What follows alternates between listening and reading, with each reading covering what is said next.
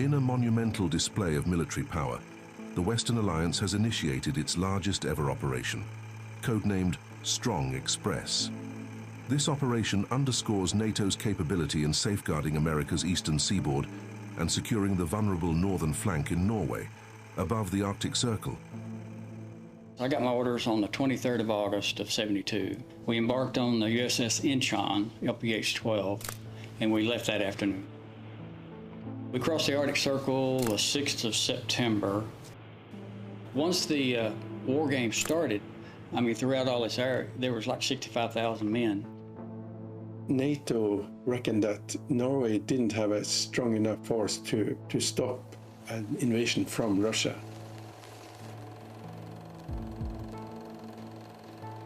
This was a NATO war game. We actually had Russian ships all over this area.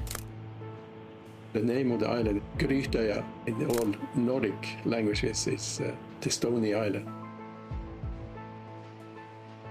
On the 7th, we went into Andøya. They flew us off in 53s and took us to our campsite. I was alone that day. I was looking down on the terrain. I could see some components made of aluminium and fiberglass. After I got back to the ship on Saturday and Sunday, we started hearing about a helicopter crash. Suddenly, between two small boulders or rocks, I saw this golden ring.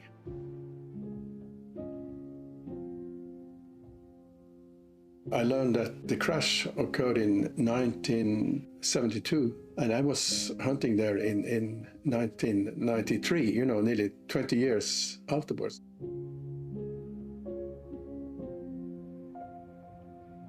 I picked it up, and it was engraved the United States Naval Academy. So then, okay, it's an American who has probably lost his life here. And inside, I turned the ring and I looked inside, and there was an inscription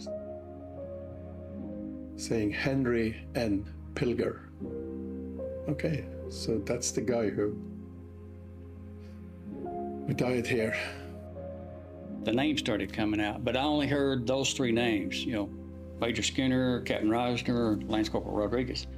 I did not know the Marine pilot's name or the Marine co-pilot's name. I brought the ring home with me. My immediate thought was, you know, this ring belongs to probably the family of the pilot. I got a phone call from Commander Nadolsky, who was a military attaché to the embassy. And he said he had heard about the ring, and he would appreciate, you know, that I sent the ring to them so they can forward it to the pilot's family. And he said, and I have the same ring on my finger because I went to the same academy. So this is very special for me, he said. I put the ring and the letter in an envelope and sent it to the American embassy.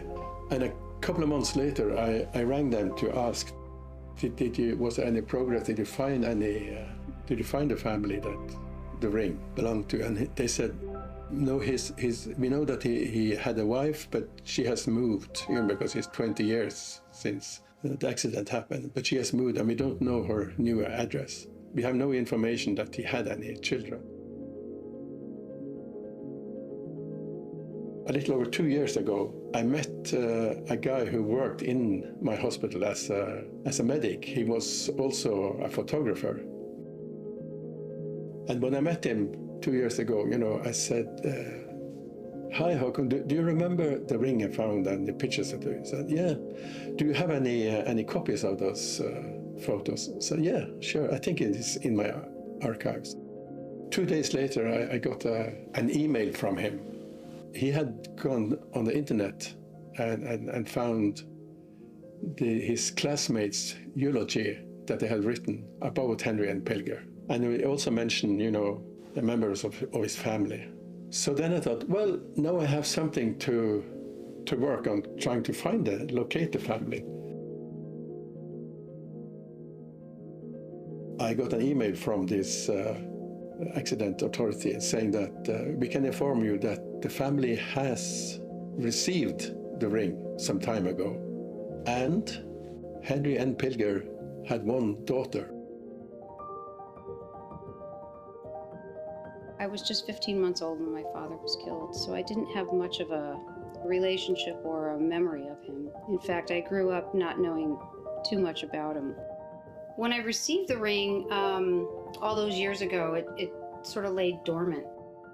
Her mother never told her about the return of the ring. It sat for 22 years up on the mountain in Grutia before it was delivered back to my family, and there I had it for 30 years. When she was 49 or 50 years old, she went up to the attic to look through some memorabilia from her earlier life, and she found this brown envelope, and inside it was the ring plus a letter from a man in Norway. When I was looking for Hans and Hans was looking for me at the same time, a journalist reached out and connected us. She came, this American lady in pink cowboy boots. She thanked me for all I had done. But it wasn't until the Norwegians came to me with the idea of putting a plaque up in the area of the crash site. A friend of mine had rang me and said, should we make a memory plaque on the crash site? Because the helicopter crash is part of the history of the island. We go hunting there, so it could be nice to honor the pilots. And then we learned from the crash reports, and we learned that there were 5 people who died in that crash. So my son Huey, what he experienced taking that plaque up there, I think gives him a sense of service and struggle and the sacrifice that not only Marines make, all service members. I think he feels very honored. A year ago we had a memorial up there, and we got in touch with the Norwegian coastal rangers, which are the brother-in-arms to the US Marines, because it would be fitting if they came up there and took part in that celebration. So they came up there, with flags, Norwegian flag and American flag. So it was really touching. I feel so honored that this group of people, this city has embraced this story and taken it upon themselves to create this beautiful memorial site. Those men were someone's father, brother, son, uncle, friend, and now there is a place to memorialize and visit, pay homage. It's sad that a tragedy has brought the two of us together in this particular instance, but I'm so pleased to be here and to know this now Norwegian family who has done a tremendous service for me and the rest of the next of kins. It's important to remember these Marines, and I never forgot them, never will. Marines don't forget the Marines. We're a brotherhood, we're a family, and it's going to be my high honor to pay my respects.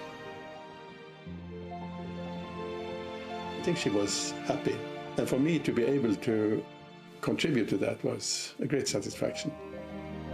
And especially because all these years I've been wondering what happened to Henry and Pilger and the ring and the family. I think most people appreciate that we have NATO as a backing. They're very appreciative of the United States backing them, without a doubt. And the uncertainty back in the Cold War, because 72 is still the Cold War, but we're also appreciative of them. We're nearly back to where we were in 72. We realized that we can't defend this long country on our own, so we depend on Allied forces. Henry and Pilger died in an effort to defend Norway in a way, which I think is remarkable.